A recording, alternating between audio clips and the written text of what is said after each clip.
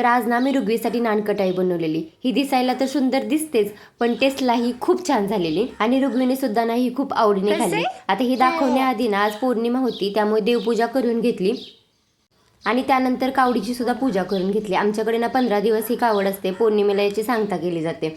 आता पौर्णिमा आहे म्हटल्यावर यांना म्हटलं चला आपण कुलदैवतेला जाऊन या, म्हणजे आमच्या गावातच काळूबाईचं मंदिर आहे. आम्ही तिथेच जाण्यासाठी निघालो. तर असं एरवी काय बघा जाणं होत नाही, म्हणून यांना म्हटलं चला आज काही करून आपण जाऊन येऊयात देवीला. तर आमच्या रुगवीचं तर बघा नेहमीप्रमाणे मध्ये मध्ये करणं चालूच असतं. मी जसं करेल तिला तसंच करायचं असतं. मग काय तिने माझ्याबरोबर छान असा नमस्कार केला. तर इथल्या बघा मंदिराच्या आजूबाजूचा परिसर असं छान वाटतं, शांत. मग जरा वेळ दोघंही बसलो इथे, थोडंसं फोटो वगैरे काढलं. त्यानंतर घरी निघालो.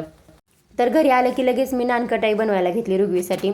तर बाहेरची बिस्किट्स वगैरे देण्यापेक्षा ना अशी नानकटाई खरंच खूप छान लागते. शिवाय कमीत कमी साहित्यात आणि कमी वेळेत तयार होते.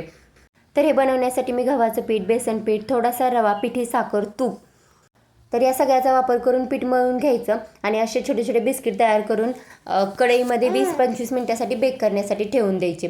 चांगलं 20-25 मिनिटात बघा असे खुसखुशीत बिस्किट्स तयार होतात. त्यानंतर यांना टेस्ट करायला दिली, त्यांनाही ती आवडली.